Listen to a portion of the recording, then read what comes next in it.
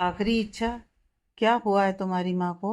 अभिमन्यु ने अनबी से पूछा तो उसकी आंखें नम हो गईं। उन्हें ब्रेन ट्यूमर है और डॉक्टर ने बोला है कि वो ज़्यादा देर तक नहीं जी पाएंगी। और मेरी माँ की आखिरी इच्छा है कि मैं तुमसे शादी कर लूँ। अनबी बोली तो अभिमन्यु आंखें फाड़कर उसे देखने लगा। अब चलो, अनबी बोली। कहाँ? अभिमन्यु ने पूछा। शादी करने और कहाँ? अनबी बोली और आगे बढ़ गई। लेकिन अभिमन्यु वहीं खड़ा अपने ही ख्यालों में खोया रहा। शादी करने से पहले मुझे अनबी को अपना सच बताना होगा। मैं झूठ के आधार पर यह शादी नहीं कर सकता, अभिमन्यु खुद से बोला। अनबी ने पीछे मुड़कर देखा तो उसने अभिमन्यु को वहीं खड़ा पाया। ओह, आई एम सॉरी। मैं भी ना। मैंने अपना फैसला तुम पर थोप दिया। मैंने तुमसे तो पूछा ही नहीं। क्या तुम मुझसे शादी करने के लिए रेडी हो? अनबी ने पूछा। लेकिन अभिमन्यु कुछ नहीं बोला। देखो, अगर तुम्हें मुझसे शादी नहीं करनी है तो नो प्रॉब्लम, मत करो। लेकिन प्लीज मेरी माँ से सिर्फ इतना बोल दो कि तुम मुझसे शादी करने के लिए रेडी हो। मैं अभी इस वक्त उन्हें कोई स्ट्रेस नहीं देना चाहती। अनबी बोली। प्लीज, मैं तुम्हारे आगे हाथ जोड़कर बोलती हूँ। अनबी बोली।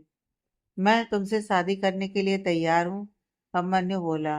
अभिमन्यु के मुंह से शादी की बात सुनकर अनबी खुश हो गई। Thank you, thank you so much. तुम्हें नहीं पता कितना बड़ा एहसान किया है तुमने मुझ पर। अनबी अभिमन्यु के गले से झूल गई। उसकी सरकत से अभिमन्यु हैरानी से उसे देखने लगा। अब चलो, मुझे तुम्हें माँ से मिलवाना है, अनबी बोली। लेकिन शादी से पहले मुझे तुम्हें कुछ बताना है, अभिमन्यु बोला। बाकी सब बाद में। तुम पहले मेरे साथ हॉस्पिटल चलो। माँ तुम्हें देखकर खुश हो जाएंगी और शायद उनमें जीने की इच्छा बढ़ जाए। अनबी अभिमन्यु का हाथ खींचकर उसे अपने साथ बाहर को ले आई। अनबी ने स्कूटी स्टार्ट की और अभिमन्यु को बैठने का इशारा किया। हम इस पर जाएंगे, अभिमन्यु स्कूटी की ओर देखते हुए बोला। हाँ तो, और क्या तुम्हारे लिए प्राइवेट जेट मंगवाऊं? अनबी बोली तो अभिमन्यु मुस्कुरा दिया। इसमें इतना खुश होने वाली क्या बात है? कभी प्राइवेट जेट की शक्ल भी देखी है तुमने? अनबी ने अभिमन्यु को मुस्कुराते हुए देखा तो बोली।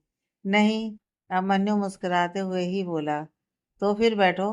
खड़े खड़े दांत क्यों निकाल रहे हो? अनबी ने अभिमन्यु को अपने पीछे बैठने का इशारा किया तो अभिमन्यु मुस्कुराते हुए अनबी के पीछे बैठ गया। अनवी ने स्कूटी स्टार्ट की और हॉस्पिटल की तरफ निकल गई। कुछ ही समय में उसने स्कूटी हॉस्पिटल के पार्किंग एरिया में पार्क की और अंदर बढ़ गई। अभिमन्यु भी उसके पीछे पीछे अंदर आ गया। माँ, अनवी बाट के अंदर एंटर करते हुए बोली तो शिखा जी उसकी ओर देखने लगी। देखो, तुमसे कोई मिलने आया है, अनवी बोली तो शिखा जी डोर की तरफ देखने लगी। कौन? अभिमन्यु आया है, शिखा जी खुश होते हुए बोली। अंदर आ जाओ, अनवी बाहर की तरफ देखते हुए बोली। लेकिन वहां से कोई अंदर नहीं आया। कहाँ है? शिखा जी ने अनवी से इशारे से पूछा। यही तो था, मैं देखती हूँ, अनवी मुस्कुराते हुए बोली। अब कहाँ चला गया ये? अनवी बड़बड़ाते हुए बाहर से बाहर आ गई। अनवी ने इधर उधर देखा तो अभिमन्यु फोन पर किसी से बात कर रहा था।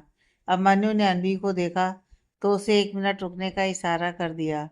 एक तो ये, पता नहीं कौन से बिजनेस चलते हैं इसके, जो ये हर वक्त बिजी रहता है एम्प्लॉय, लेकिन नखरे बॉस वाले। अनवी मुंह बनाते हुए बोली। फोन पर बात करने के बाद अभिमन्यु ने फोन काटा और अनवी के पास आ गया। जी, हो गया आपका? अनवी अपनी बाहों में बाहें डालकर बड़े प्यार से बोली। हाँ, वो ऑफिस से फोन था तो, अभिमन्यु बोला। अब चलो, माँ वेट कर रही है, अनवी बोली और अभिमन्यु का हाथ पकड़कर उसे बाड़ में ले आई। माँ, अभिमन्यु सिंघानिया, अनवी शिखा जी से बोली तो शिखा जी उसे बड़े ध्यान से देखने लगी। नमस्ते आंटी, अभिमन्यु अपने दोनों हाथ जोड़ते हुए बोला। यहाँ आओ मेरे पास, शिखा जी अभिमन्यु से बोली तो अभिमन्यु शिखा जी के बेड के पास आ गया और उनके पैरों वाली साइड बैठ गया। मुझे ये लड़का कुछ अलग लग रहा है। शादी वाली साइड पर पिक कुछ अलग थी और यहाँ अलग। खैर, जो भी हो, लड़का है स्मार्ट। मेरी अनबी के साथ इसकी जोड़ी खूब जमेगी। शिखा जी बड़े ध्यान से अभिमन्यु को देखते हुए अपने मन में बोली। शिखा जी को अपनी ओर ऐसे देखते देखकर अभिमन्यु कुछ अनकंफर्टेबल महसूस कर रहा था। अनबी, तुम बाहर जाओ, मुझे अब मन्नू से कुछ बात करनी है, अकेले में। शिखा जी अनबी से बोली। लेकिन माँ, अनबी बोली, मुझे देखना है कि जिस लड़के को मैंने तुम्हारे लिए चुना है वो तुम्हारे लायक है भी या नहीं। शिखा जी बोली तो अनबी बाहर से बाहर आ गई। मुझसे कहती हैं अच्छा है, और खुद उस लड़के को परखना चाहती हैं। अनबी खुद से बोली और फिर फोन निकालकर उस पर गेम खेलने लगी। तो तुम मेरी बेटी से शादी करने को तैयार हो? शिखा जी ने पूछा। जी, अभिमन्यु बोला। मेरी बेटी की आंख में आंसू तो नहीं आने दोगे? शिखा जी बोली। बिल्कुल नहीं, उसे मैं हमेशा अपनी पलकों पर बिठा कर रखूंगा। लेकिन मुझे आपसे कुछ कहना है, अभिमन्यु बोला। पहले मेरी बात सुनो। अनवी मेरा अपना खून नहीं है। वो क्या है, कौन है, मैं नहीं जानती। यहाँ तक कि उसका असली नाम भी। 2 साल पहले वो मुझे रोड पर मिली थी। बहुत ही नाजुक हालत में थी वो। उसका पूरा शरीर खून से लथपथ पड़ा हुआ था। उसे देखकर ऐसा लग रहा था कि उसका भयानक एक्सीडेंट हुआ था। उसके चारों ओर आग ही आग फैली हुई थी। इसे भगवान की दया ही समझो कि आग ने उसके शरीर को छुआ तक नहीं था। मैंने और उसकी दोस्त ने उसे किसी तरह से हॉस्पिटल पहुंचाया। कुछ महीनों के बाद जब अनवी को होश आया तो उसकी याददाश्त पूरी तरह से जा चुकी थी। उसे अपने अतीत के बारे में कुछ नहीं पता था। उसके सिर की चोट इतनी गहरी थी कि डॉक्टर उसे कोई स्टेज नहीं देना चाहते थे। इसीलिए डॉक्टर के कहने पर मैं अनवी से उसके माँ बाप बनकर मिली। आज भी जब अनवी कुछ याद करने के लिए अपने दिमाग पर जोर डालती है तो उसको सिर में भयंकर दर्द होने लगता है। उसे एक औरत दिखाई देती है जो उसे जला रही है। उस रात उसके साथ क्या हुआ मैं नहीं जानती, लेकिन आज भी जब उसकी धुंधली सी स्मृति अनवी को दिखाई देती है तो वो डर जाती है और डर से कांप जाती है। मैंने आज तक उसे कुछ नहीं बताया। शिखा जी बोली तो अब मन्यो हैरानी से उनकी तरफ देखने लगा। बोलते बोलते शिखा जी की आंखें नम हो गईं। आप ये सच छुपाकर अनवी के साथ नाइंसाफी कर रही हैं। उसे भी हक है अपने बारे में सब जानने का, अभिमन्यु बोला, और उसने शिखा जी के आंसू पोंछ दिए।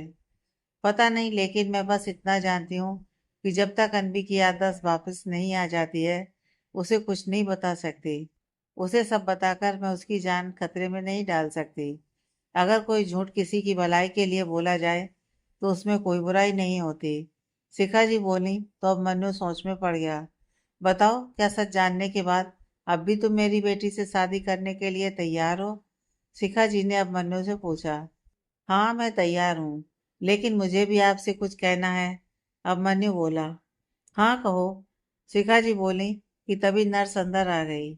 मैम, आपकी दवाई का टाइम हो गया है, नर्स शिखा जी से बोली। सर प्लीज आप बाहर जाइए, मुझे इन्हें इंजेक्शन देना है, नर्स अभिमन्यु से बोली। तो अभिमन्यु वार्ड से बाहर आ गया। क्या कहा माँ ने? अनवी ने अभिमन्यु को देखा तो उससे पूछा। कुछ नहीं, वो बस। अभिमन्यु इतना ही बोला था कि अनवी बोली, मैं जानती हूँ उन्होंने तुमसे क्या कहा। अनवी की बात सुनकर अभिमन्यु हैरानी से उसकी ओर देखने लगा। क्या? अभिमन्यु सवालिया नजरों से अनवी को देखते हुए बोला। यही कहा होगा ना, मेरी बेटी का ध्यान रखना, उसकी आंखों में आंसू ना आने देना, उसे कोई दुख ना देना, उसकी सारी विशेष पूरी करना। बट डोंट वरी, तुम्हें ज़्यादा टेंशन लेने की ज़रूरत नहीं है। मेरी कोई ज़्यादा डिमांड्स नहीं है, मैं अपना ख्याल खुद रख सकती हूँ। अनवी बोली तो अब मन्नू मुस्कुरा दिया। अगर मेरी माँ ने तुम्हें इरिटेट किया हो तो उसके लिए सॉरी, अनवी बोली। नहीं, she is very cute and loves you very much, Abhimanyu बोला। तो अनवी उसे देखने लगी। जानती हूँ, इसलिए तो हर वक्त मेरी चिंता में जलती रहती हैं, अनवी भारी मन से बोली। आई एम सॉरी अनवी, मैं तुम्हें अभी कुछ नहीं बता सकता, यह भी नहीं कि मैं तुम्हें पहले से जानता हूँ। अनवी को देखते हुए अभिमन्यु अपने मन में बोला। तभी नर्स वार्ड से बाहर आई तो अभिमन्यु और अनवी दोनों अंदर आ गए। दोनों इधर आओ मेरे पास। शिखा जी ने अनवी और अभिमन्यु दोनों को अपने पास बुलाया तो दोनों उनके पास आकर खड़े हो गए। शिखा जी ने अभिमन्यु का हाथ पकड़ा और अनवी का हाथ उसके हाथ में दे दिया। मेरी बेटी का ध्यान रखना, शिखा जी अभिमन्यु से बोली। जी, आप फिक्र मत कीजिए, मैं आपकी बेटी का खुद से भी ज्यादा ख्याल रखूंगा, अभिमन्यु बोला। तो अनवी बड़े प्यार से उसे निहारने लगी। हाँ, अब सब ठीक है, अब मैं चैन से मर सकती हूँ, शिखा जी बोली। तो अनवी की आंखें नम हो गईं। वो कुछ कहती इससे पहले अभिमन्यु ने शिखा जी के मुंह पर अपना हाथ रख दिया। कुछ नहीं होगा आपको, मैं आपके लिए बेस्ट से बेस्ट डॉक्टर ढूंढ कर लाऊंगा, अभिमन्यु शिखा जी से बोला। तो शिखा जी ने प्यार से अभिमन्यु का माथा चूम लिया। अनवी तो बस अभिमन्यु को निहारने में लगी हुई थी। उसकी बातें उसके दिल में कहीं ना कहीं घर कर रही थी। कुछ देर वहां रुकने के बाद अभिमन्यु हॉस्पिटल से आ गया। अनवी हॉस्पिटल के बाहर तक अभिमन्यु के साथ उसको बाय बोलने के लिए उसके साथ आ गई। थैंक्स, अनवी बोली। किस लिए, अभिमन्यु ने पूछा। उस सब के लिए जो तुमने मेरी माँ के लिए किया, उनके लिए, इस शादी के लिए हाँ भी बोल दिया। मैं जितना भी तुम्हारा थैंक्स करूं कम होगा, अनवी बोली। तो अभिमन्यु मुस्कुरा दिया। अभिमन्यु ने अनवी को बाय बोला और जाने लगा। तो अनवी ने उसे रोका। सुनो। अनवी की आवाज़ सुनकर अभिमन्यु पलटा और बोला, क्या हुआ। वो मैं सोच रही थी कि अगर तुमसे बात करनी हो तो, मेरा मतलब है माँ को तुमसे मिलना हो तो, मैं तुम्हें इन्फॉर्म कैसे करूँगी। अनवी बोली, हाँ तो सीधा सीधा कहो ना कि तुम्हें मेरा नंबर चाहिए। अभिमन्यु अनवी को देखते हुए बोला और उसके थोड़ा करीब आ गया। मुझे क्यों चाहिए तुम्हारा नंबर, मैं तो बस माँ के लिए बोल रही थी। वैसे अगर तुम्हें नहीं देना तो मत दो, मैं तुम्हारे प्रोफाइल से देख लूंगी। अनवी भी अकड़ते हुए बोली और अभिमन्यु से थोड़ा पीछे हट गई। हाँ, अभिमन्यु बोला और आगे बढ़ गया। मैंने तो उस सिंघानिया की प्रोफाइल पर फ़ोन नंबर चेंज ही नहीं किया, अभिमन्यु अपने मन में बोला। फिर अचानक से रुका और वापस अनवी के पास आ गया। तुम्हारा फ़ोन, अभिमन्यु अनवी की तरफ अपना हाथ बढ़ाते हुए बोला। पहले ही दे देता, इतना एटीट्यूड देने की क्या जरूरत थी। अनवी अभिमन्यु को घूरते हुए अपने मन में बोली। अब दो भी, अभिमन्यु बोला। तो अनवी ने अपना फोन उसके हाथ में रख दिया।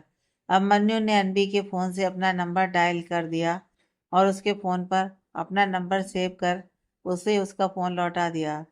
फिर उसने अनवी को बाय बोला और अपने घर के लिए निकल गया। राजपूत बिला।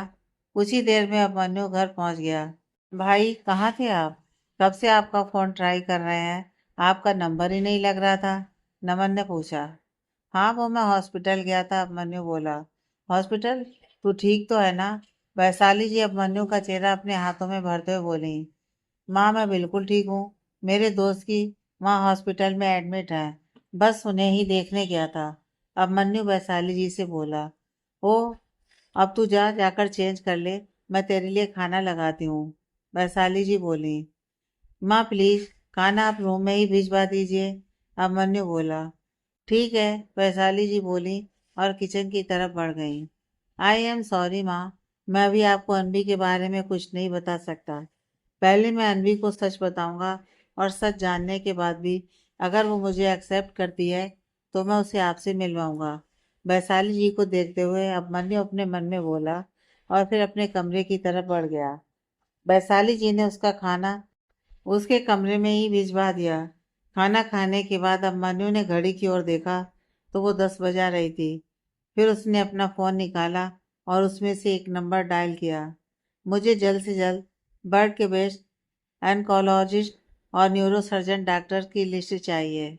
सामने वाले के फ़ोन उठाते ही अभिमन्यु बोला, जी बॉस, मैं कुछ ही देर में आपको इन्फॉर्म करता हूँ।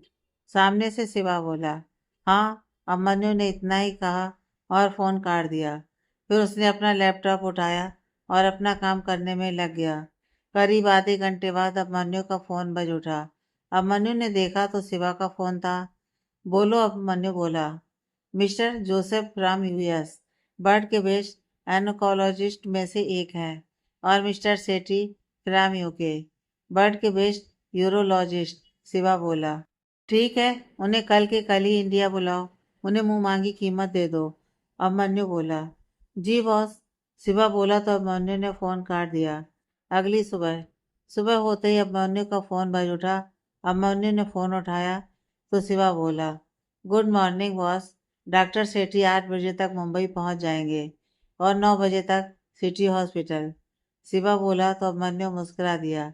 और डॉक्टर जोसेफ कब पहुंचेंगे, अभिमन्यु ने पूछा। उन्हें मुंबई पहुंचने में 13 से 14 घंटे लग जाएंगे, शिवा बोला।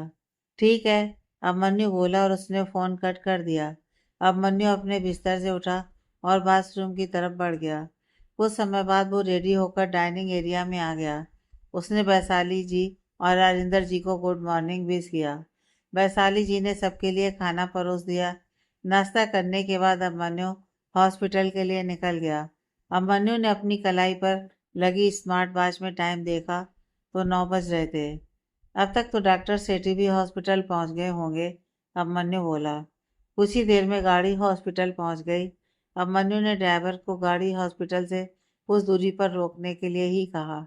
उसने अपना कोट उतारा और गाड़ी में ही रख दिया। तुम गाड़ी यहीं पार्किंग एरिया में लगा दो, जब मैं बोलूं तब गाड़ी ले आना, अभिमन्यु ने ड्राइवर से कहा तो उसने भी हाँ में सिर हिला दिया। सामने से स्कूटी पर आती हुई अनबी अभिमन्यु से जा टकराई। इससे पहले स्कूटी से अभिमन्यु को कोई चोट पहुंचती, अनबी ने स्कूटी की ब्रेक कस दी। बाल बाल बच गया। अभिमन्यु खुद को सही सलामत देखकर बोला। देखकर नहीं चल सकते, अनबी बोली तो अभिमन्यु अपने आसपास देखने लगा। मैं साइड में ही हूँ, स्कूटी तुम्हें देखकर चलानी चाहिए, अभिमन्यु बोला तो अनबी इधर उधर देखने लगी और फिर उसने दांतों तले जीभ दबा ली। हाँ तो मैं सही जा रही थी, तुम्हें देखा तो स्कूटी को इधर को मोड़ लिया। वैसे तुम्हें इतनी लग्जरी गाड़ी में क्या कर रहे थे, अनबी बोली तो अभिमन्यु हैरानी से उसे देखने लगा। वो ये गाड़ी मेरी है, अभिमन्यु बोला तो अनबी जोर से हंस दी। क्या हुआ, हंस क्यों रही हो? सच में यह गाड़ी मेरी है, अभिमन्यु ने अनबी को यूं हंसते देखा तो बोला। मजाक अच्छा कर लेते हो, गाड़ी मेरी है, अनबी मुंह बनाकर अभिमन्यु की कॉपी करते हुए बोली। शक्ल देखी है अपनी, तुम्हारा नाम अभिमन्यु सिंघानिया है, अभिमन्यु राजपूत नहीं।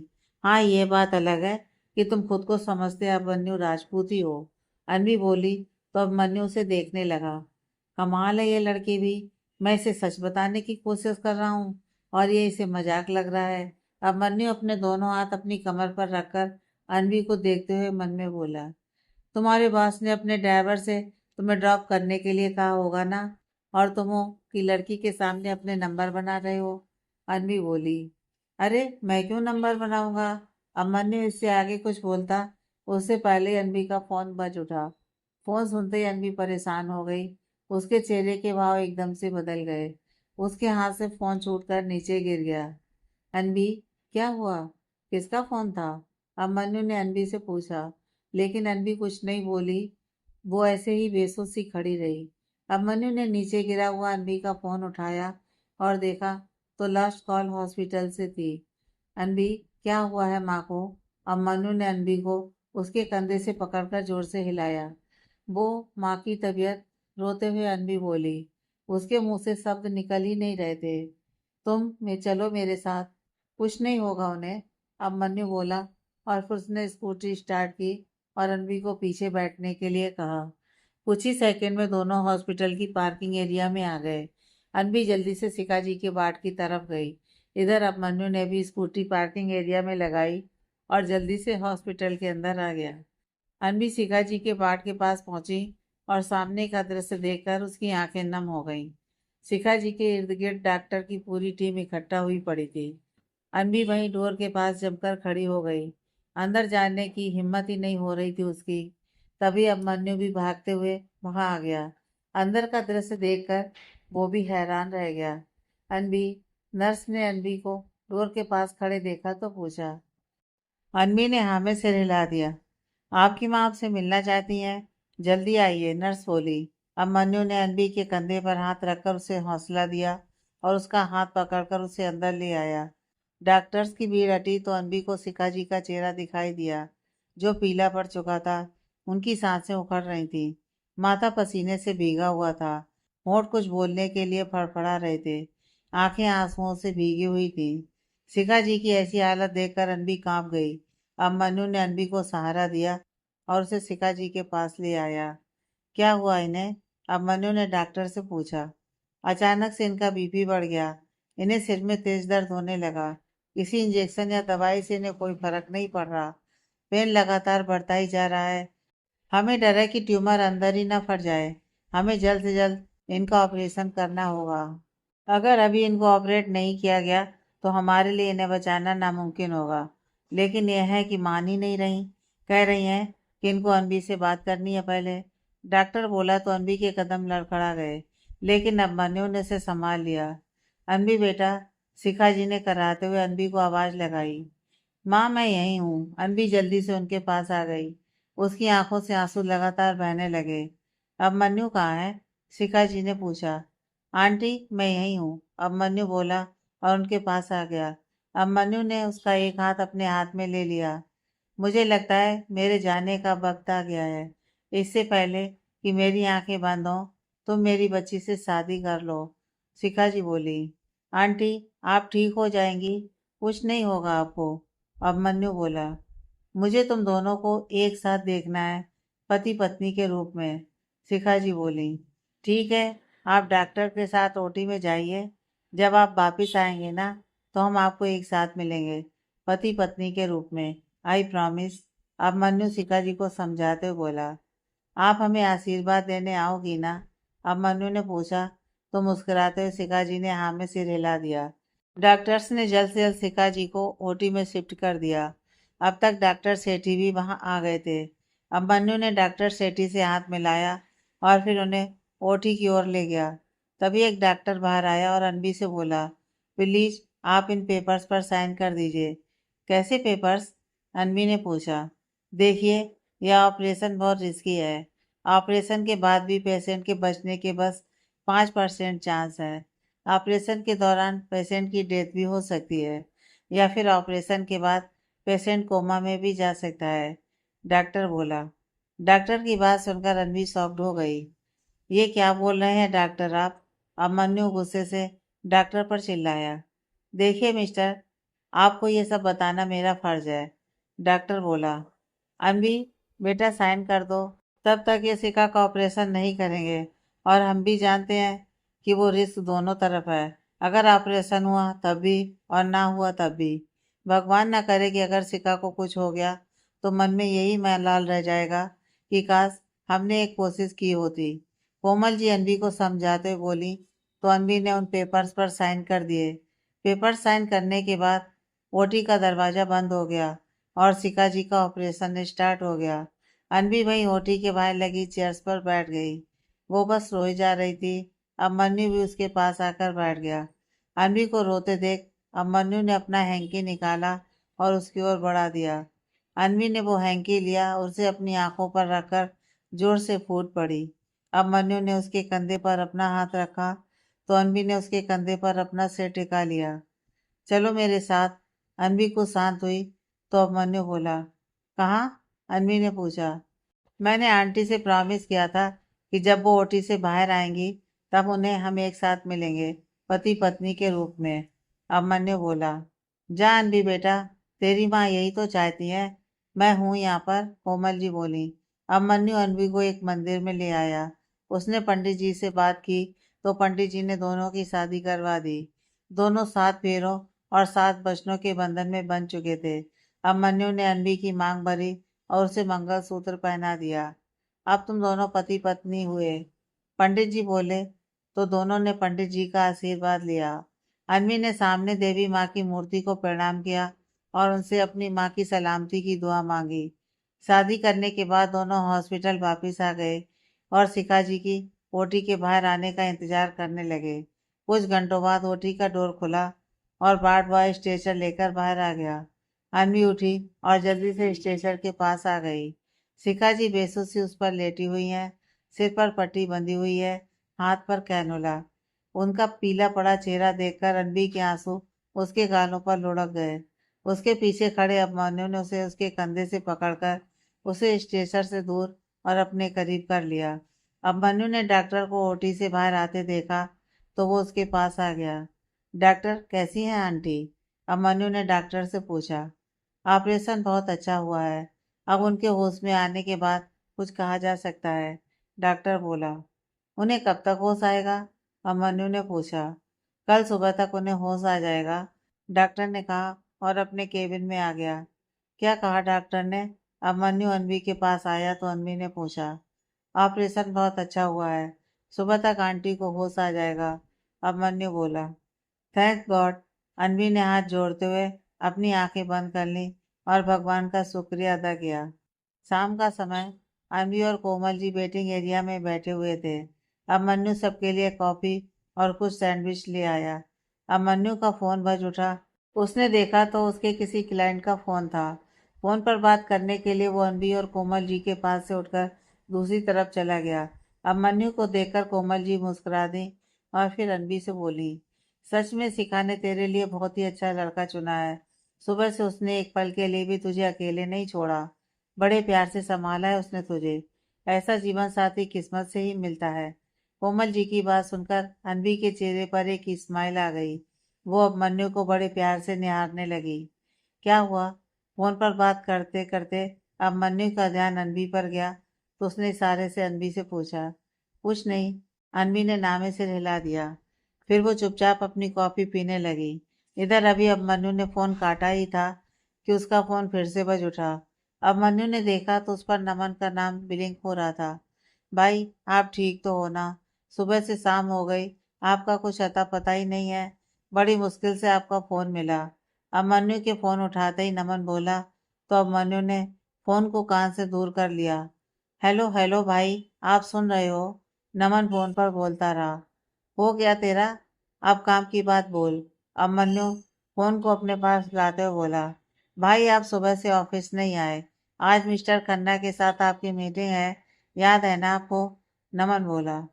मैंने मीटिंग कैंसिल कर दी है। अभिमन्यु बोला। मीटिंग कैंसिल कर दी? लेकिन क्यों? नमन बोला। कुछ जरूरी काम था इसलिए। अभिमन्यु अपने लेफ्ट हाथ के अंगूठे से अपना माथा खुजाते हुए बोला। क्या? नमन बोला। अब मेरी बात ध्यान से सुन। मुझे कल तक एक 4 BHK फ्लैट चाहिए और एक सेकंड हैंड गाड़ी।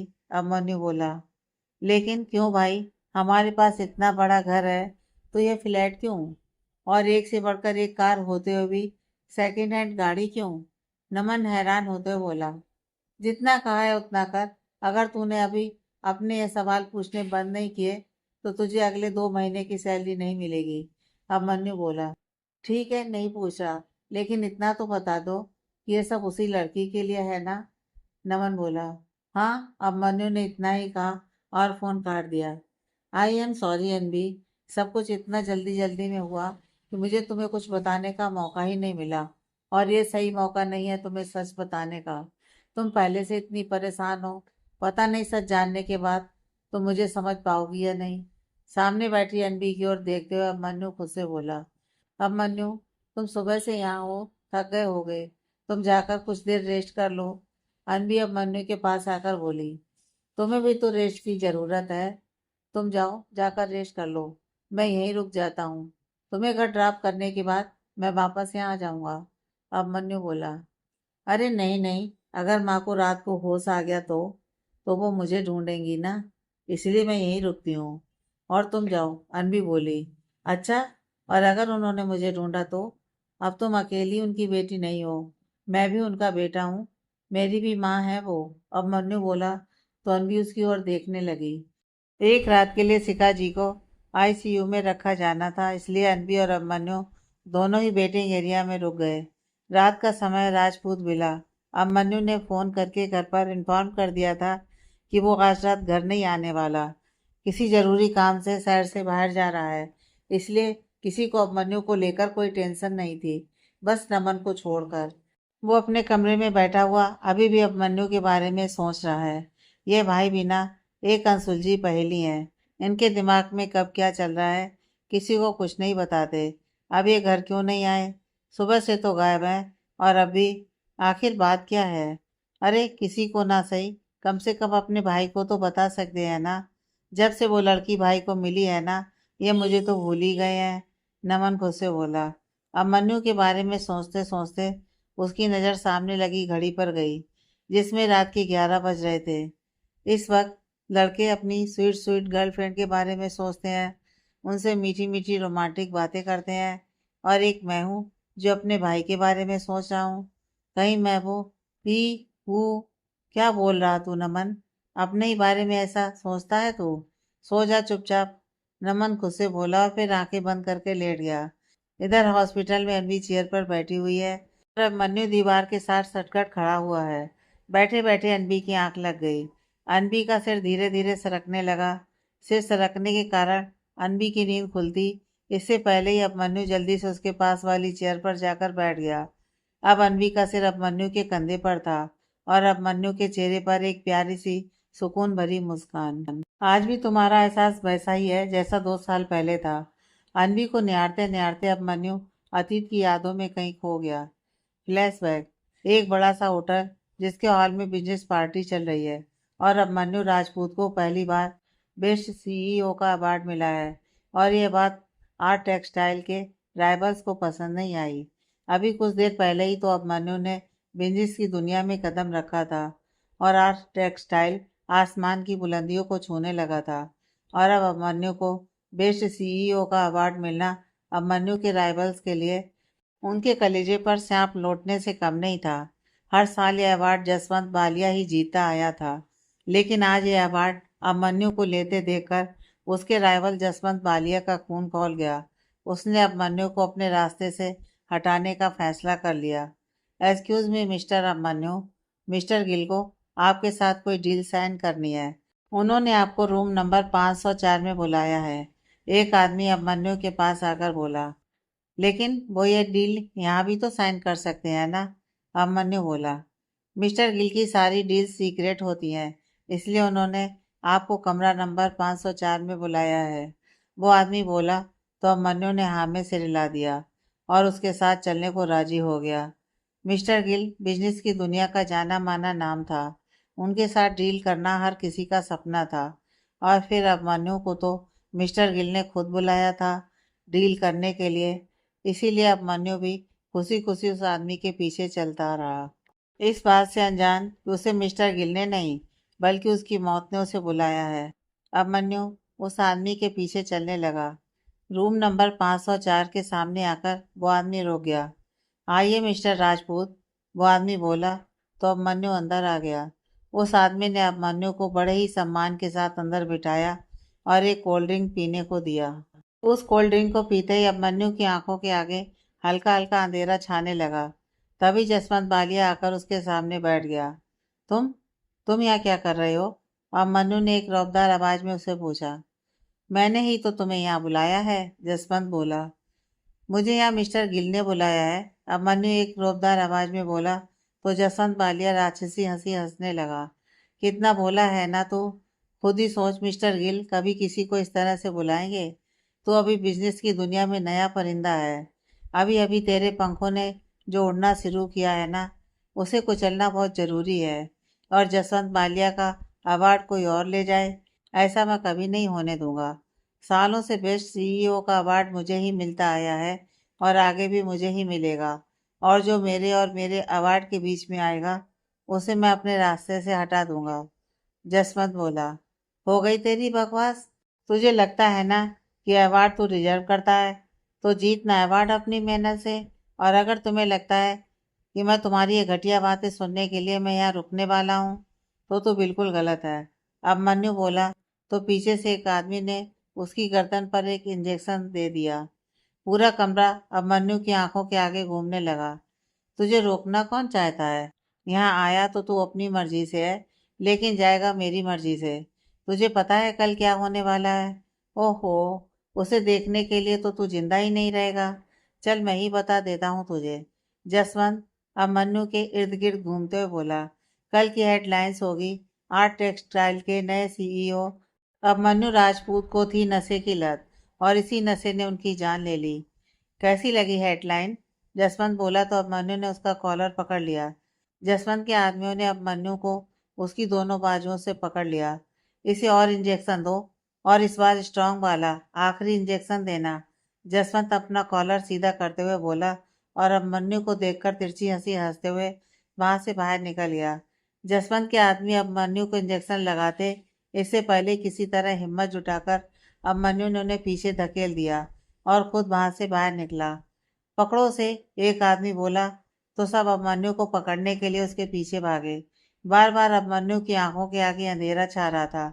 उसे ठीक से कुछ भी दिखाई नहीं दे रहा था, लेकिन फिर भी उसने अपनी हिम्मत कम नहीं पड़ने दी। वो भागता रहा और उसे एक रूम का डोर खुला मिला, तो वो अंदर आ गया और उसने डोर को अंदर से लॉक कर दिया। उसकी नज़र बेड पर गई तो वहाँ पहले से ही एक लड़की लेटी हुई थी, जो नशे में चकनाचूर थी। वो इस हालत में क्यों थी और यहाँ कैसे आई थी? अभिमन्यु नहीं जानता था वो लड़की कोई और नहीं बल्कि अनवी ही थी।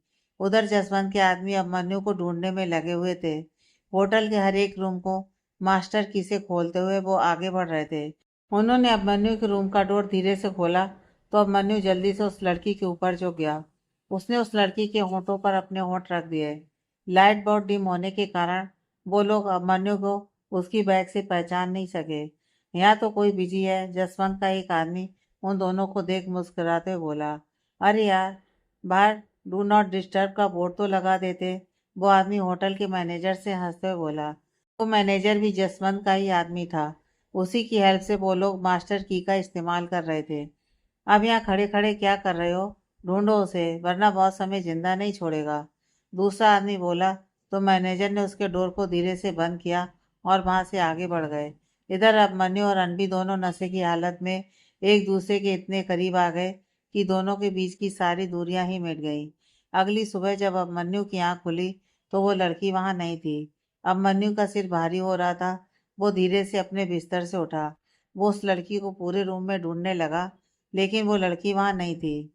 रात क्या हुआ अभिमन्यु को काफी हद तक याद था, लेकिन लाइट बहुत कम होने की वजह से और नशे में होने की वजह से वो उस लड़की का चेहरा ठीक से नहीं देख पाया था। उसे बस उसके गले में डला लेटर ए का पेंडेंट अच्छे से याद था। मैं तुम्हें बहुत जल्द ढूंढ लूंगा, आई प्रॉमिस। लेकिन उससे पहले मुझे किसी को सबक सिखाना है। अभिमन्यु बोला और वहां से घर के लिए निकल गया। Flashback and. जसवंत को तो उसके किए की सजा मैंने उसे दे दी थी, उसका बिजनेस ओवरटेक करके। लेकिन तुम्हें ढूंढने में पूरे 2 साल लग गए, जो 2 युगों से कम नहीं थे मेरे लिए। मेरी जिंदगी में आने वाली तुम पहली लड़की हो, और मैं जानता हूँ कि तुम्हारी जिंदगी में भी मैं ही वो पहला लड़का हूँ जिसने तुम्हें उस रात छुआ था। अब मन्नू अनबी के बाल उसके कान के पीछे करते हुए बोला। तभी अनबी की आंख खुल गई। उसने अब मन्नू की तरफ देखा तो अब मन्नू ने जल्दी से अपना हाथ पीछे की ओर खींच लिया। अनबी ने खुद को अब मन्नू के इतने करीब पाया तो वो जल्दी से उठकर सीधे बैठ गई। आई एम सॉरी, वो नींद में मुझे पता ही नहीं चला। अनबी बोली, इट्स ओके, नो प्रॉब्लम, पति पत्नी के बीच में चलता है। अब मन्नू बोला तो अनबी उसकी ओर देखने लगी। फिर वो सीधे होकर बैठ गई। अगली सुबह अनबी सिका जी से मिलने के लिए आईसीयू में गई तो उन्हें देखकर उसका मन भारी हो गया। माँ देखो, तुम चाहती थी ना कि मैं शादी कर लूं। देखो मैंने शादी कर ली अब मन्नू से। देखो उसके नाम का मंगलसूत्र, सिंदूर और ये चूड़ियाँ। देखो ना, ऐसे ही देखना था तुम्हें मुझे, तो फिर अब उठती क्यों नहीं? अनवी शिका जी से बोली। उसके मन के अंदर का कब्बाड़ फूटता इससे पहले ही वो जल्दी से आईसीयू से बाहर आ गई। आईसीयू में ज्यादा देर तक रुकने की परमिशन नहीं थी। अनवी बाहर आई तो आईसीयू के बाहर खड़े अभिमन्यु के सामने आकर रुक गई। वो उसके सीने से लग गई और रोने लगी। अभिमन्यु ने भी उसे अपनी बाहों में भर लिया और उसकी पीठ को सहलाने लगा। माँ को कब होश आएगा? अब मैं उन्हें ज्यादा देर ऐसे नहीं देख सकती, अनवी अभिमन्यु से बोली। डॉक्टर ने बोला है कि उन्हें 72 घंटों तक होश आ जाएगा। उन्हें या फिर उससे पहले, अभिमन्यु बोला। अनवी काफी देर तक अभिमन्यु के सीने से लगी रही, जैसे उसे सारी दुनिया का सुकून यहाँ मिल गया हो। अनवी, चलो चलकर नाश्ता कर लो, अभिमन्यु बोला। नहीं, मुझे भूख नहीं है, अनवी बोली। ऐसे कैसे भूख नहीं है? रात को भी तुमने कुछ नहीं खाया था। ऐसे तो तुम्हारी तबीयत खराब हो जाएगी, और जब हमारी मम को पता चलेगा कि तुमने कुछ नहीं खाया तो उन्हें बिल्कुल भी अच्छा नहीं लगेगा। और फिर उन्होंने तुम्हारी जिम्मेदारी दी है मुझे, तो मुझे तो तुम्हारा ख्याल रखना ही पड़ेगा ना, वरना उठने के बाद सबसे पहले वो मेरे ही कान खींचेंगी। अनबी का मूड ठीक करने के लिए अभिमन्यु बोला तो अनबी उसकी ओर देखकर हल्का सा मुस्कुरा दी। फिर अभिमन्यु अनबी के साथ हॉस्पिटल में बनी कैंटीन में आ गया। कैंटीन में काफी भीड़ थी और खाने के लिए काफी लंबी लाइन लगी हुई थी। अभिमन्यु हैरानी से भीड़ को देखने लगा। हम कहीं बाहर चलें? अभिमन्यु भीड़ को देखते हुए अनबी से बोला। हाँ। अनबी ने भी अभिमन्यु की हाँ में हाँ मिला दी और फिर वो उसके साथ हॉस्पिटल से बाहर आ गई। हॉस्पिटल की दीवार के साथ ही कुछ ठेले वाले खड़े थे जो चाय नाश्ता बना रहे थे। अनबी और अभिमन्यु भी वहीं बैठ गए। ठेले वाले ने उन्हें गर्मा गर्म आलू के पराठे और चाय सर्व कर दी। अभिमन्यु अजीब सा मुंह बनाकर आलू के पराठे और चाय को देखने लगा। आज से पहले अभिमन्यु ने कभी भी ठेले से नाश्ता या खाना नहीं खाया था। क्या हुआ, खाओ ना। अनबी ने अभिमन्यु को खाने को ऐसे घूरते देखा तो बोली, नहीं वो मैं बाद में खा लूंगा। अभिमन्यु पराठों को देखते हुए अजीब सा मुंह बनाकर बोला, तो अनबी ने उसे देखा और फिर उसके पराठे की एक बाइट तोड़ी और दही में भिगोकर उसके मुंह में डाल दी। पराठा चबाते उसका स्वाद अभिमन्यु के मुंह में ही घुल गया। ये तो बहुत यमी है, अभिमन्यु खुश होते हुए बोला, और फिर उसने जल्दी से एक बाइट और तोड़कर अपने मुंह में डाल ली। तुम तो ऐसे बोल रहे हो जैसे पहली बार ठेले का खाना खा रहे हो। अनवी अभिमन्यु को देखते हुए बोली, हाँ मेरा मतलब है इतना टेस्टी खाना मैंने पहली बार खाया है। अभिमन्यु अनवी की ओर देखकर अपने शब्दों को बदलते हुए बोला, तो अनवी मुस्कुरा दी। तभी अनवी का फोन बज उठा। अनवी ने देखा तो हॉस्पिटल से फोन था। फोन सुनने के बाद अनवी के चेहरे पर एक मुस्कान तैर गई। उसने जल्दी से फोन कट किया और उठकर खड़ी हो गई। अब मन्नू, माँ को होश आ गया है, जल्दी चलो। अनबी बोली तो अब मन्नू के चेहरे पर भी एक मुस्कान तैर गई। उसने जल्दी से ठेले वाले को पैसे दिए और अनबी के साथ अंदर आ गया। अंदर आकर अनबी ने सिका जी को आवाज लगाई, माँ। अनबी की आवाज सुनकर सिका जी ने अपनी आंखें खोली। अनबी ने सिका जी का हाथ पकड़कर उसे चूम लिया। अभी, सिका जी ने आवाज लगाई तो अब मन्नू उनके पास आ गया। सिका जी ने अपना ऑक्सीजन पाइप नीचे किया। आप इसे मत उतारिए, इसे वापस लगाइए। अभिमन्यु ने सिका जी का ऑक्सीजन पाइप वापस लगा दिया। अनबी और सिका जी को एक साथ देखकर सिका जी खुश हो गईं। उनके चेहरे पर एक सुकून आ गया। अनबी की मांग में अभिमन्यु के नाम का सिंदूर था और हाथों में उसके नाम की चूड़ियां। सिका जी ने अनबी का हाथ अपने हाथ में लिया और अभिमन्यु के हाथ में रख दिया। अचानक से उनकी सांसें तेज चलने लगी। उन्हें देखकर अभिमन्यु और अनबी घबरा गए। माँ, क्या हुआ आपको? सिका जी की हालत देख अनबी की आंखें आंसुओं से भर गईं। डॉक्टर, डॉक्टर जल्दी आइए। अभिमन्यु जल्दी से बाहर की ओर भागा और डॉक्टर को बुला लाया। सिका जी का चेकअप करने के लिए डॉक्टर ने अनबी और अभिमन्यु को बाहर भेज दिया। सिका जी बेहोश हो गईं। डॉक्टर ने उन्हें जल्दी से इंजेक्शन दिया, लेकिन सिका जी को होश नहीं आया। अभिमन्यु ने अनवी को साइड हक करके अपने करीब कर लिया। अनवी, कुछ नहीं होगा माँ को, रिलैक्स। अभिमन्यु अनवी को डांटस बताते हुए बोला। कुछ देर बाद डॉक्टर आईसीयू से बाहर आया तो अनवी और अभिमन्यु डॉक्टर की ओर देखने लगे। आई एम सॉरी मिस, आपकी माँ कोमा में चली गई। डॉक्टर बोला, कोमा में? लेकिन आपने तो कहा था ना कि ऑपरेशन अच्छे से हुआ है। अनवी हैरानी से डॉक्टर की ओर देखने लगी। हमने भी नहीं सोचा था कि ऐसा कुछ हो जाएगा। डॉक्टर बोला, उन्हें होश कब तक आएगा? अभिमन्यु ने पूछा। कुछ कहा नहीं जा सकता, 2 दिन, 6 महीने या फिर सालों भी लग सकते हैं, डॉक्टर ने कहा तो अनबी के कदम डगमगा गए। अनबी गिरती इससे पहले ही अभिमन्यु ने उसे संभाल लिया। अनबी, संभालो खुद को, अभिमन्यु बोला। डॉक्टर ने अभिमन्यु के कंधे को थपथपाया और बिना कुछ कहे अपने केबिन की तरफ बढ़ गया।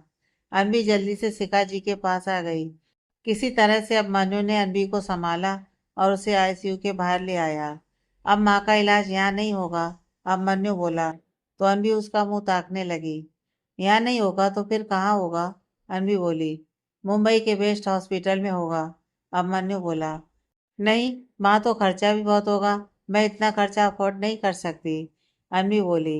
वो मेरी भी माँ है, हॉस्पिटल का सारा खर्चा मैं करूँगा, अभिमन्यु बोला तो अनबी आंखें बड़ी करके उसे देखने लगी।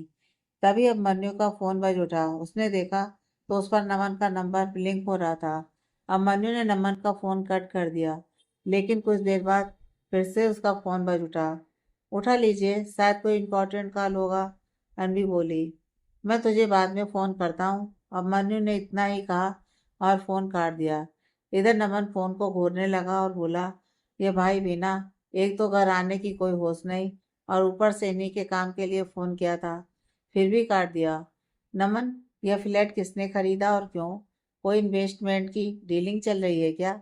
राजेंद्र जी ने नमन से पूछा। भाई ने खरीदा है, उनसे पूछिए।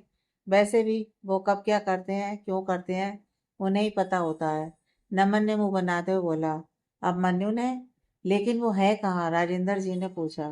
माँ, आपका लाडला कल रात से घर वापिस नहीं आया, नमन वैशाली जी की तरफ देखते हुए जानबूझकर ऊंचे स्वर में बोला। जानती हूँ, वैशाली जी बोली, तो नमन आंखें बड़ी करके उन्हें देखने लगा। आपको कैसे पता? नमन हैरान होते हुए बोला। उसकी मीटिंग थी शहर से बाहर, इसीलिए वो घर नहीं आया। और मैं ये भी जानती हूँ, उसे काम करने के लिए फ्लैट चाहिए था तो उसने खरीद लिया। बेटा है वो मेरा, मुझसे कुछ नहीं छिपाता, समझे तुम? वैशाली जी बोली। हाँ, सच बताता ही कब है? आपसे वो क्या क्या छुपाता है, ये तो वक्त आने पर ही पता चलेगा। नमन धीरे से खुद में बुदबुदाया। क्या बोला तू? वैशाली जी ने नमन से पूछा। मेरी इतनी हिम्मत कि मैं आपके लाडले के लिए और आपको कुछ बोलूं? नमन बोला। भाई, इतनी हिम्मत तो मेरी भी नहीं है, राजेंद्र जी हंसते हुए बोले। उन्होंने वैशाली जी को अपनी ओर घूरते पाया तो चुपचाप अपना नाश्ता करने लगे। इधर अभिमन्यु ने कुछ ही देर में सिका जी को मुंबई के बेस्ट हॉस्पिटल में शिफ्ट करवा दिया। अभिमन्यु डॉक्टर से सिका जी के बारे में बात करने लगा। थैंक यू सो मच भगवान, अभिमन्यु जैसे इंसान को मेरी जिंदगी में भेजने के लिए। मेरी माँ के लिए वो कितने एफर्ट्स कर रहे हैं। सच ही कहा है किसी ने, जिसके पास फैमिली नहीं होती उसे फैमिली की बहुत अच्छे से कदर करना आता है। अनवी अभिमन्यु को बड़े प्यार से निहारते हुए बोली। डॉक्टर से बात करने के बाद अभिमन्यु अनवी की तरफ मुड़ा तो उसने अनवी को अपनी ओर देखते हुए देखा तो वो उसकी तरफ बढ़ गया। क्या हुआ? ऐसे क्यों देख रही हो? अभिमन्यु ने अनवी से पूछा। देख रही हूँ कि मैं कितनी लकी हूँ जो मुझे तुम्हारे जैसा जीवन साथी मिला। अनवी बोली तो अभिमन्यु मुस्कुरा दिया। लकी तुम नहीं, लकी मैं हूँ जो मुझे तुम मिल गई, अभिमन्यु बोला। अब घर चलें? अभिमन्यु बोला। लेकिन माँ, अनवी बोली। डोंट वरी, वो यहाँ बिल्कुल सेफ है, यहाँ उनका पूरा ख्याल रखा जाएगा, अभिमन्यु बोला। लेकिन, अनवी बोली। मुझ पर भरोसा है ना? अभिमन्यु ने अनवी से पूछा। हाँ, अनवी अभिमन्यु की तरफ देखते हुए बोली। तो फिर चलें? अभिमन्यु ने पूछा। हाँ, अनवी बोली और अपनी स्कूटी की तरफ बढ़ गई। अनवी ने स्कूटी स्टार्ट की और अभिमन्यु के पास आकर रुक गई। आइए, अनवी अभिमन्यु से बोली। मैं? अभिमन्यु बोला। हाँ आप, मैं आपको ड्रॉप कर देती हूँ, अनवी बोली तो अभिमन्यु उसे देखने लगा। इट्स ओके, मैं चला जाऊंगा, अभिमन्यु बोला। अरे, ऐसे कैसे चले जाएंगे? आपने हमारे लिए इतना कुछ किया है तो आपको मैं ड्रॉप तो कर ही सकती हूँ ना, अनवी बोली तो अभिमन्यु मुस्कुरा दिया। ठीक है, तो मुझे पार्क प्लाजा तक छोड़ दो, अभिमन्यु बोला तो अनवी ने हाँ में सिर हिला दिया। ठीक है, आइए, आप बैठिए भी, अनवी बोली तो अभिमन्यु उसके पीछे आकर बैठ गया। अनवी ने स्कूटी की रेस दबाई और चल पड़ी। अनवी की स्कूटी नमन की कार के पास से गुजरी तो नमन आंखें बड़ी करके उन्हें देखने लगा। भाई, स्कूटी पर वो भी लड़की के पीछे? नमन गाड़ी की विंडो से बाहर की ओर गर्दन निकालते हुए बोला। ड्राइवर, तुम गाड़ी शहर से बाहर ले आए? नमन ड्राइवर से बोला। नहीं साहब, हम तो शहर में ही हैं, अभी तो घर से निकले 10 मिनट ही हुए हैं, ड्राइवर बोला। ठीक है, चलो, नमन मुंह बनाते हुए बोला। कहाँ साहब? शहर के बाहर, ड्राइवर बोला। ऑफिस, नमन चिढ़ते हुए बोला तो ड्राइवर चुपचाप ड्राइव करने लगा। इधर अनवी ने अभिमन्यु को पार्क प्लाजा के पास छोड़ा और उसे बाय बोलकर आने लगी तो अभिमन्यु ने उसे रोका और बोला। शाम तक अपना सामान पैक कर लेना, मैं तुम्हें लेने आऊँगा। लेने आओगे? अनवी अभिमन्यु की ओर देखते हुए बोली। हाँ, अभिमन्यु बोला। लेकिन जाना कहाँ है? अनवी बोली। मेरे घर, तुम्हारे अपने घर, अभिमन्यु बोला। अब शादी हो गई है हमारी तो तुम मेरे साथ रहोगी मेरे घर में, अभिमन्यु बोला तो अनवी आंखें बड़ी करके उसे देखने लगी। क्या हुआ कि सोच में पड़ गई? शादी के बाद लड़की लड़के के घर में ही रहती है ना, अभिमन्यु बोला। हाँ, अनवी ने इतना ही कहा। तो ठीक है, टेक केयर, शाम 5 बजे, अभिमन्यु बोला तो अनवी ने हाँ में सिर हिला दिया। अनवी ने अभिमन्यु को बाय बोला और स्कूटी स्टार्ट करके घर की ओर निकल गई। उसे जाते देख अभिमन्यु मुस्कुरा दिया।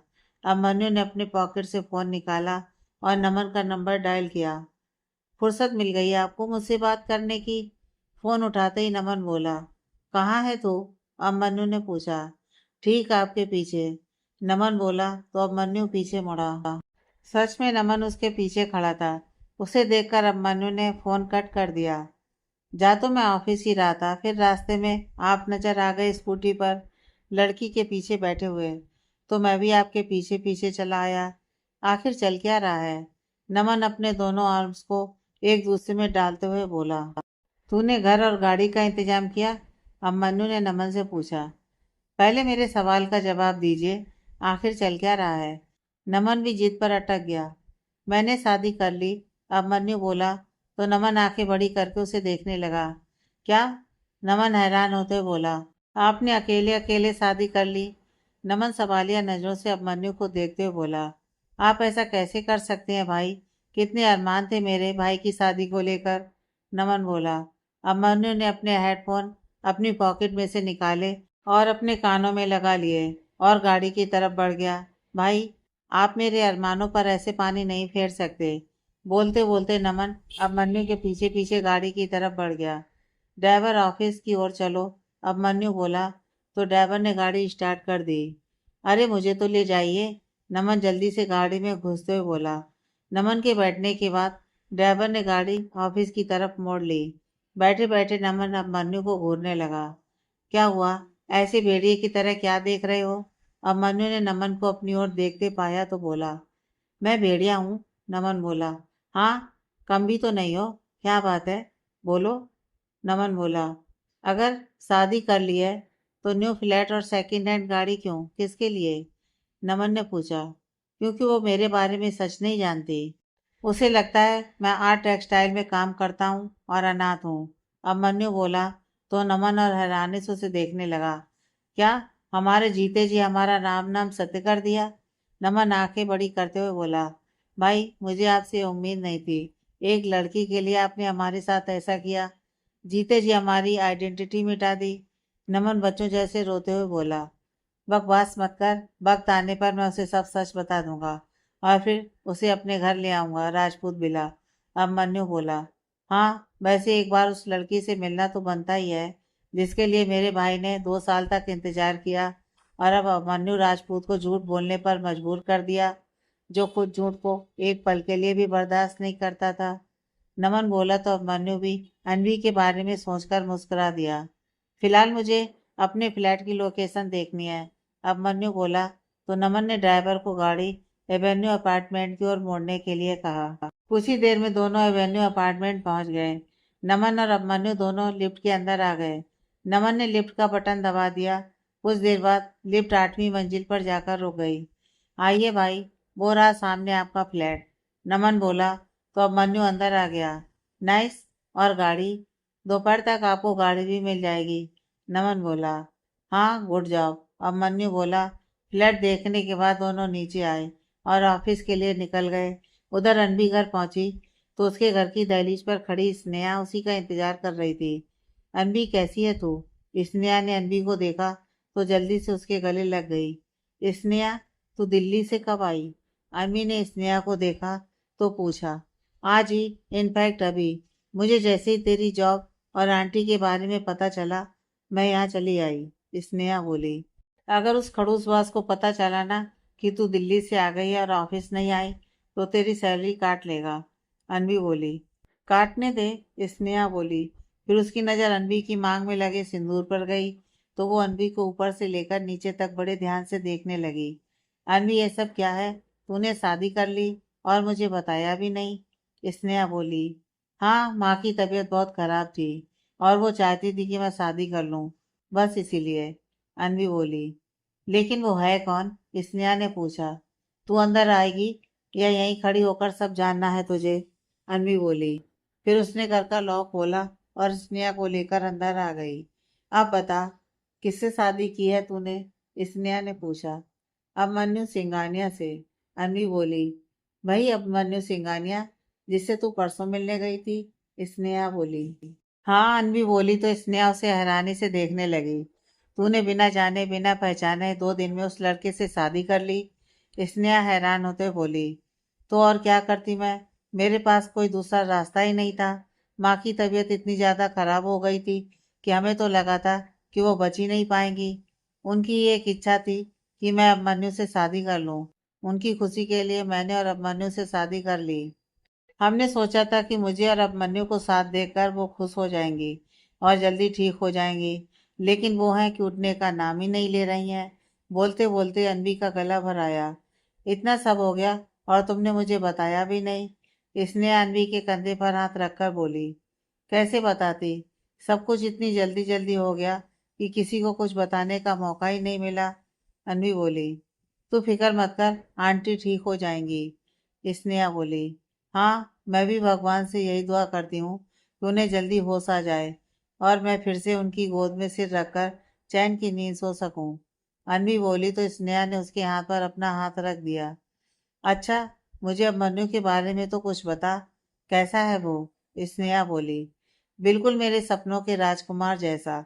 उसने मेरी माँ का ऐसे ख्याल रखा जैसे वो उसी की माँ हो। बेस्ट डॉक्टर को भी बुलाया था उसने, और अब मुंबई के बेस्ट हॉस्पिटल में माँ को एडमिट करवाया है उसने। अन्वी बोली। स्नेहा उसकी बात सुन किसी गहरी सोच में डूब गई। तू कहाँ खो गई?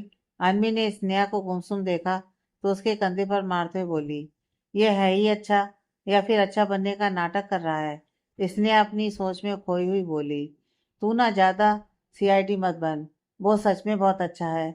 उसकी अच्छाई उसकी आंखों में नजर आती है। अन्वी अब मनु के बारे में सोचकर मुस्कुरा दी। ओहो, तो 2 दिनों में ही बात आंखों तक पहुंच गई। इसने अन्वी को देखते हुए बोली, हाँ, वैसे अच्छा हुआ कि तू आ गई, मेरी पैकिंग में हेल्प हो जाएगी। अन्वी बोली, पैकिंग? स्नेहा ने सवालिया नजरों से अन्वी को देखा। हाँ, वो अभिमन्यु कह रहा था कि शाम को मुझे लेने आएगा। अन्वी बोली, ओह, तो अब तू उसके साथ शादीशुदा जिंदगी भी स्पेंड करने वाली है? स्नेहा हैरान होते हुए बोली, हाँ तो नॉर्मली लोग शादी के बाद एक साथ ही रहते हैं ना।